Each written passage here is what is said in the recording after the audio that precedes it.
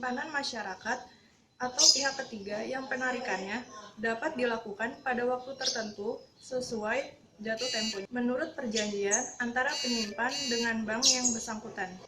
Dalam deposito, bunga dibayarkan hanya pada akhir periode investasi. Berbeda dengan rekening tabungan biasa, di mana bunganya dihitung setiap hari dan biasanya dibayarkan pada nasabah tiap akhir bulan. Jatuh tempo deposito umumnya terdiri dari 1 bulan, 3 bulan, 6 bulan, 12 bulan, 18 bulan, dan 24 bulan.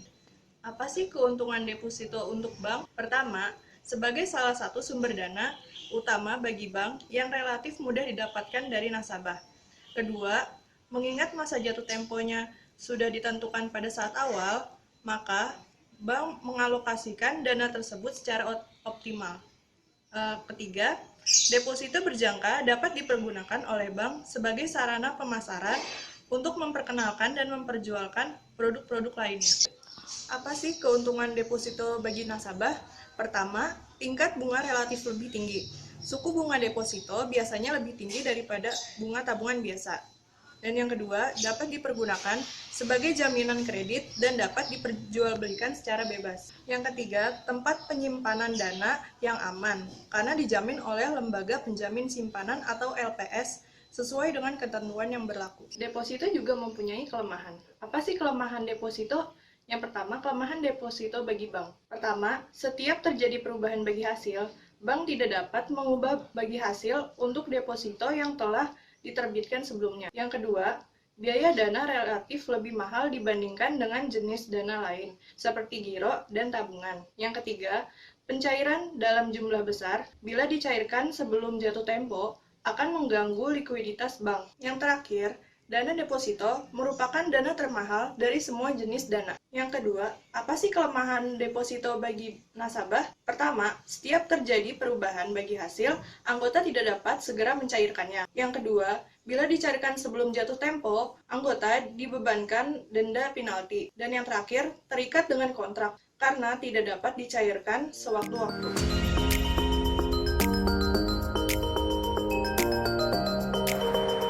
Di sini saya akan menjelaskan mengenai jenis-jenis deposito. Ada 4 jenis deposito yang umum di Indonesia. Yang pertama ada deposito berjangka, deposito automatic rollover, yang ketiga ada sertifikat deposito, dan yang keempat ada deposito on call. Yang pertama, deposito berjangka. Sesuai dengan namanya, deposito ini memiliki jangka waktu. Jangka waktunya yaitu mulai dari 1 bulan, 3 bulan, 6 bulan, 12 bulan, bahkan 24 bulan. Dan deposito ini diterbitkan atas nama perorangan ataupun lembaga. Yang kedua, yaitu ada deposito automatic rollover. Ini adalah bentuk lain dari deposito berjangka. Tetapi yang membedakan adalah deposito ini akan langsung diperpanjang jangka waktunya apabila deposan tidak mengambil atau mencairkan deposito tersebut pada jangka waktu yang ditentukan. Yang ketiga, ada sertifikat deposito. Dalam hal jangka waktu, deposito ini sama dengan deposito berjangka. Tetapi yang membedakan adalah deposito ini dapat dicairkan bunganya di muka dan dapat diperjualbelikan serta dipindah tangankan. Yang terakhir ada deposito on call. Deposito on call ini adalah deposito yang dikhususkan untuk deposito berjumlah besar.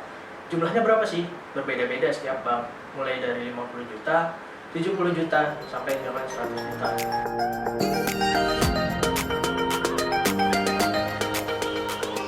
Deposito berjangka merupakan deposito yang diterbitkan menurut jangka waktu tertentu.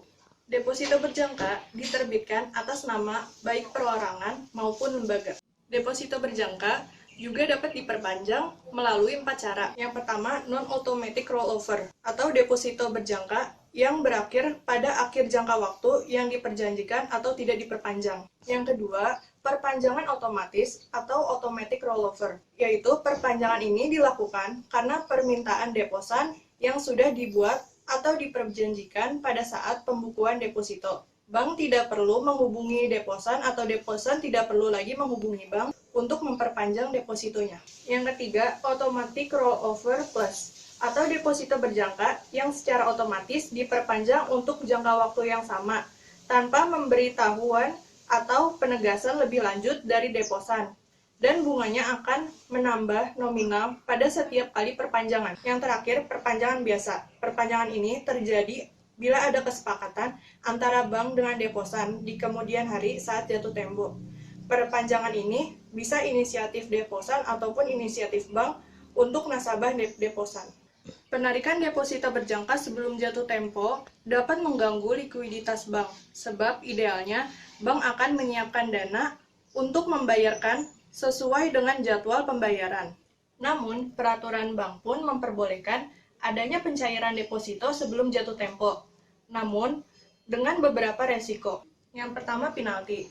Penalti merupakan cara yang paling sering dilakukan oleh bank untuk mencegah penarikan sebelum jatuh tempo. Besaran penalti yang dikeluarkan oleh masing-masing bank berbeda-beda. Besaran penalti biasanya dimulai dari 0,5% hingga 2% dari nominal yang didepositokan. Yang kedua, nilai bunga yang dibayarkan lebih rendah. Selain penalti, ada juga resiko pemotongan bunga.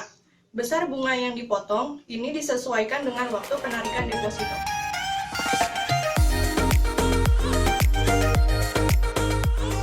Nah, setelah tadi dijelaskan oleh teman saya mengenai pengertian deposito, ada jenis-jenis deposito, dan juga deposito berjangka. Nah, kali ini saya akan membahas tentang sertifikat deposito. Pada dasarnya, sertifikat deposito itu hampir sama dengan deposito berjangka, yaitu simpanan dari pihak ketiga atau masyarakat yang ditentukan oleh jangka waktu. Nah, yang membedakan antara sertifikat deposito dengan deposito berjangka, yang pertama, sertifikat deposito itu diterbitkan oleh unjuk pembawa, yang artinya siapa saja boleh mencairkan sertifikat deposito tersebut dengan membawa sertifikat deposito tersebut ke bank-bank penerbit deposito tersebut. Yang kedua, sertifikat deposito itu dapat diperjualbelikan atau diperdagangkan oleh masyarakat dan juga investor pembeli atas persetujuan dari Bank Indonesia. Yang ketiga, sertifikat deposito bunganya itu diperhitungkan dan dibayar di muka. Artinya, pada saat nasabah tersebut membuka sertifikat deposito, ia hanya akan membayar nilai tunai sertifikat deposito ditambah pajak dan bunga yang dibayarkan di muka. Untuk penjurnalan dari penerbitan sertifikat deposito, yang pertama ada kas dan biaya bunga deposito yang diterima di muka itu didebitkan, dan serta hutang pajak dan sertifikat deposito itu dikreditkan.